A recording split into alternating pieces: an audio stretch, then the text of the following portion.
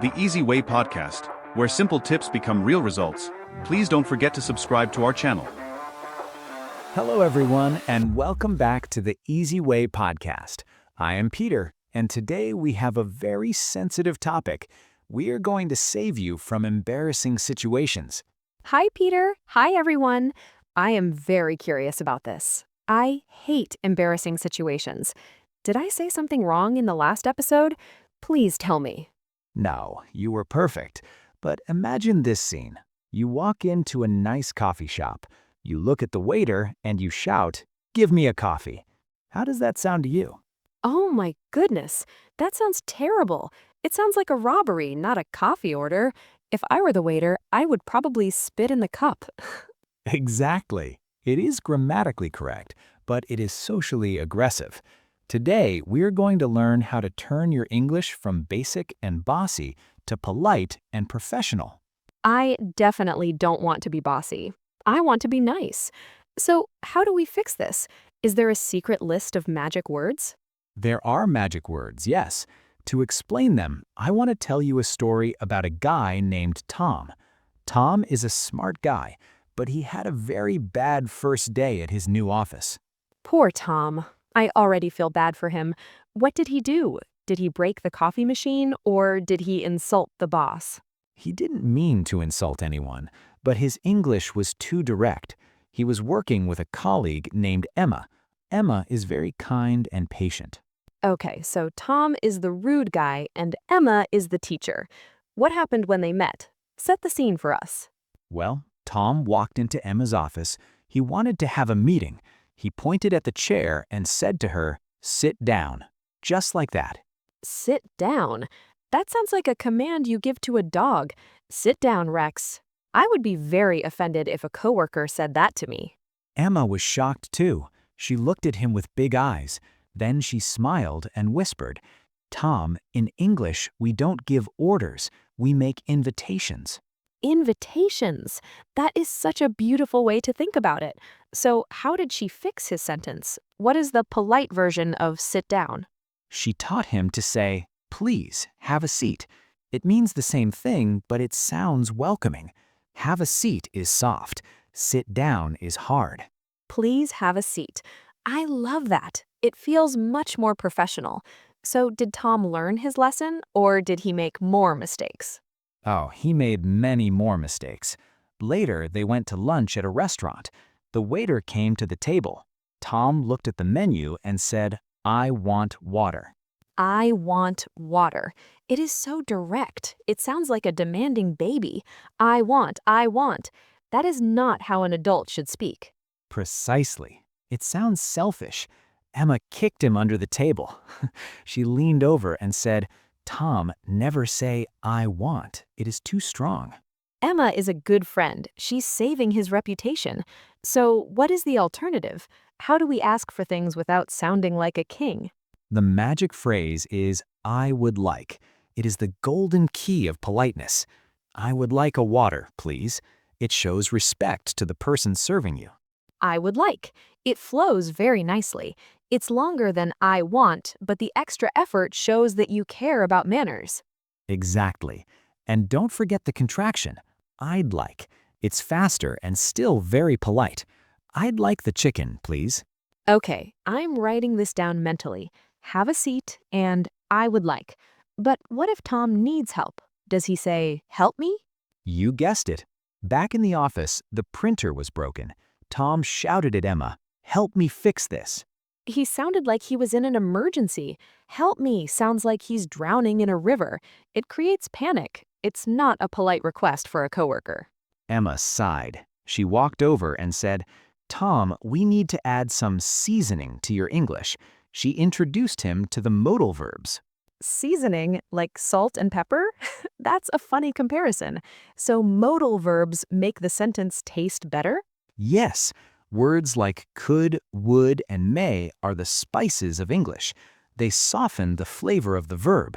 Without them, the sentence is too spicy and aggressive. I like spicy food, but I don't like spicy conversations. So instead of help me, how do we use the seasoning? You ask, "Could you help me?" or "Would you mind helping me?" It turns a command into a question. It gives the other person a choice. That's the secret, giving a choice. When you demand, you take away the choice. When you ask, could you, you're being respectful of their time. Tom finally understood. He realized that English culture values indirectness. We don't like to go straight to the point if it sounds rude. That is very true. Sometimes I feel like I have to dance around the subject before I say it, but it keeps the peace in the office.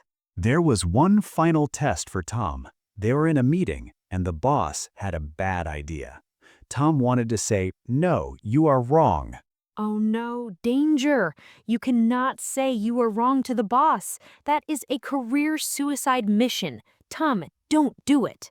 Luckily, Emma looked at him with a warning face. Tom remembered the lesson. He needed to soften the disagreement. He couldn't just use no. Disagreeing politely is an art form. What is the phrase for this? How do you tell someone they're crazy without saying you are crazy? You use the phrase, "I'm afraid I disagree," or "I see your point, but..." It acts like a cushion. It softens the blow of the negative opinion. I am afraid I disagree. That is so weird. I'm afraid usually means I am scared of a ghost. Why do we use it here? In this context, "I'm afraid" means "I am sorry to tell you this." It shows empathy. You are sorry that you have a different opinion. That is very sophisticated. So Tom said, I'm afraid I disagree, boss, and he kept his job? Yes, the boss listened to him because Tom was polite. If he had said, "You are wrong," the boss would have been angry. Tone changes everything. This story of Tom is very helpful. It shows that vocabulary is not just about knowing words, it is about knowing feelings. Precisely. You can have a C2 level of vocabulary and still sound rude if you don't use modal verbs. They're small but mighty. So, Peter, I want to practice these echo chamber phrases. I want to make sure my pronunciation is polite too. Great idea. I will say the rude Tom version and you say the polite Emma version. Let's fix these bad habits. I am ready. I will be the most polite student in the world. Give me the rude sentence. Rude sentence number 1. Give me the report. Ouch. Polite version. Could you send me the report, please? Or maybe I'd like the report, please. Excellent. Could you is perfect there. Rude sentence number 2. Wait here. That sounds like a police officer. Polite version. Could you wait here for a moment? Or please wait here. Very good. Adding "for a moment" also helps. Rude sentence number 3. I want coffee. The classic. Polite version. I would like a coffee, please. And I will smile when I say it. The smile is part of the language too. Last one, and this is the hardest. Rude sentence. That is a bad idea. Ooh, that is harsh. Polite version. I'm afraid I don't agree with that idea. Or I'm not sure that is the best solution. Wow. I'm not sure that is the best solution. That is advanced politeness. You are avoiding the negative word bad completely. I learned from the best. Being polite is actually kind of fun. It feels like a game of strategy. It is a strategy. It helps you get what you want. People are more willing to help you if you are nice to them. So politeness is actually a superpower. It opens doors and prevents arguments.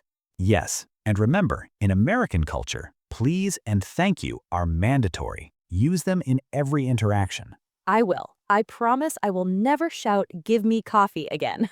I don't want to be a rude tourist. I am glad to hear that. Tom learned his lesson, and I think we did too. Let's summarize the key phrases for our listeners. Okay, use have a seat instead of sit down. Use "I would like" instead of "I want." Use could you help me instead of help me. And use "I'm afraid I disagree" instead of "you are wrong." And don't forget the modal verbs, could, would, and may. They are the seasoning for your sentences. Thank you for helping me teach Tom today, Bella. You were very polite. I would like to thank you, Peter. See, I'm using it already. Perfect application. Thank you everyone for listening to the Easy Way podcast. Stay polite. See you next time. Could you please have a great week? Bye-bye.